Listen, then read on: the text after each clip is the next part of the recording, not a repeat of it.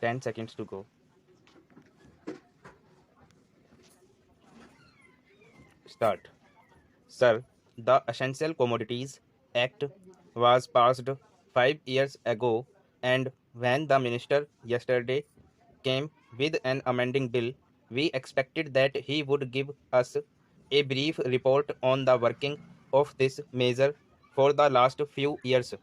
But unfortunately, we are kept in the dark in regard to the exact working of the act and the nature of the difficulties the minister is facing. Sir, as far as I know, many of the provisions of this enactment have been observed more in violation by his agents at the state level. The food minister may be very earnest, may be very able, and may be very anxious to see that the various provisions of the act are implemented in the most effective manner at the state level, but unfortunately, his agents at the state level are not equally enthusiastic or equally anxious to observe the provisions of this enactment. The most important objectives of this enactment are to control the supply and distribution of commodities and to maintain a stable price level. In regard to both these aspects, I am afraid that the government has failed to realize the objectives in view. Some time passed when there was scarcity of food grains. Attempts were made to make procurement from certain wholesale merchants and from rice mills. In my own state, I know of many instances of such procurement where, after making known that certain things had to be done and certain steps had to be taken by the merchant community, nothing was done later on by the government when they found that these very orders of the government were violated. As a result of the violations, there was a consequent rise in the prices of food grains. In respect of other commodities like iron and steel, paper, etc., we see a lot of speculative activities, but the provisions of the Act have not been brought to bear on them. Perhaps no case of prosecution was launched against those people who contravened the various provisions of the Act. We are interested to know in how many cases the government have taken steps to prosecute individuals who have violated the various sections of the Act. The minister said that the powers under the Act were not adequate.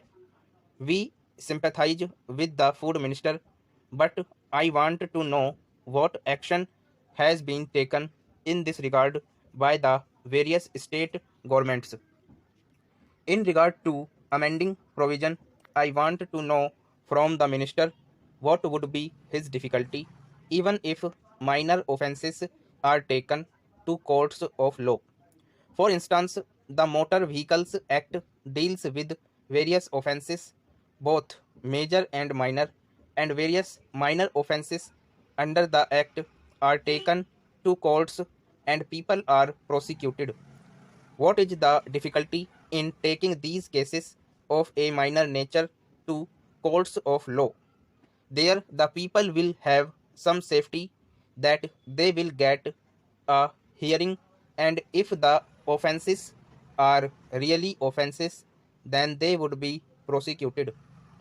Otherwise, they will be acquitted. Here, the minister says that there should be a security deposit if there is a violation of a particular provision of the enactment. Then the executive authority will have the power either to confiscate a part of the amount or the whole of the amount. We are clothing the executive authority with more powers. I do not grudge giving powers to the executive authority, provided they are used properly and effectively and in a most fair manner. But unfortunately, there have been discriminations apart from the ineffectiveness of the various provisions, wherever these provisions were used, there had been discriminatory use of these provisions against a few or in favor of a few. Normally, when officers are clothed with more powers, there is a large scope for corruption. I feel that it would be desirable to avoid such malpractices, and it would be desirable, I think, that even for minor offences, the parties should have a chance to defend their actions. I do not think that this problem of dealing with minor offences will become complex or complicated in any way if we take them to courts of law. I want a reply from the minister in what way he is suffering from a handicap in dealing with minor offences or offences of a technical nature. The honorable member made the point that even if this thing was acceptable to the House, he did not know what amount would be demanded as security.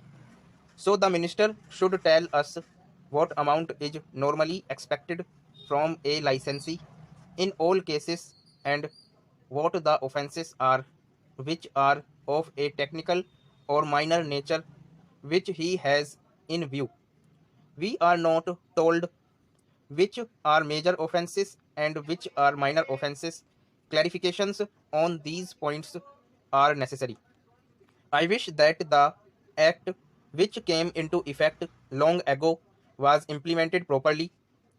I know that the minister here is very earnest in implementing it, but his colleagues at the state level and at the central level are disappointing him.